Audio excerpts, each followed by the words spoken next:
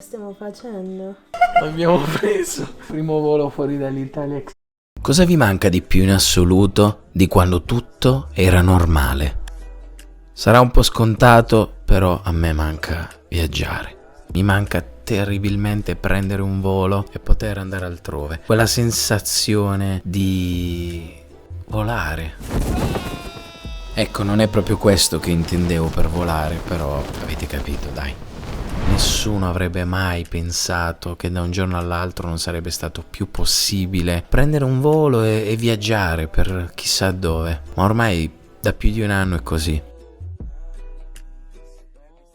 Devo essere sincero, anche durante il 2020 ho continuato a viaggiare in qualche modo, o meglio a prendere aerei che facessero Milano-Bari, Bari-Milano. Ho avuto la fortuna di fare il primo lockdown a casa, vicino alla famiglia, e poi nei mesi a seguire, per lavoro, per diversi progetti e perché avevo ancora una casa a Milano, ho preso voli economicissimi. La maggior parte di questi però erano completamente vuoti.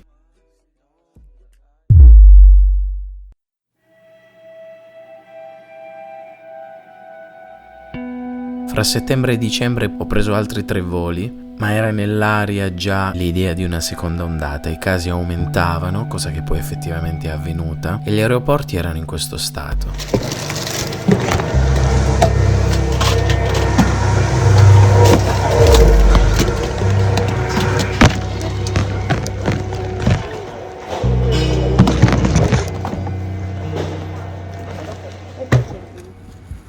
È tutto chiuso. Meraviglio che spero ci sia almeno il pilota dell'aereo per volare. Dico, non c'è nessuno. È solo aperta la farmacia lì. Guardate, con i vostri occhi. Il Pandora. Chiuso. Lo so, sembra una serie di fantascienza, un film apocalittico, ma è tutto vero.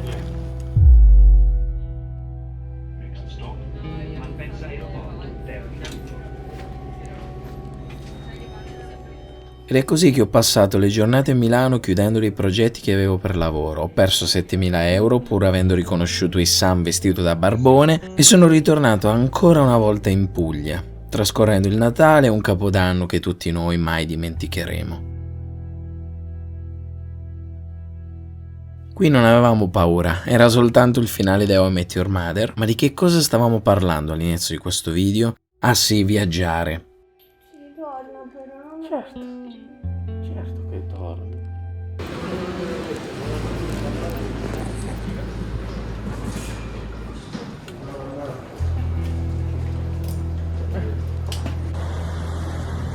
Questo continuo su e giù fra 1000 tamponi e aerei sostanzialmente mi ha permesso di non dimenticare cosa volesse dire prendere un volo. E adesso, a distanza di un anno, si sta parlando addirittura di una terza ondata. Ed è tutto vero, anche se io non ci voglio credere.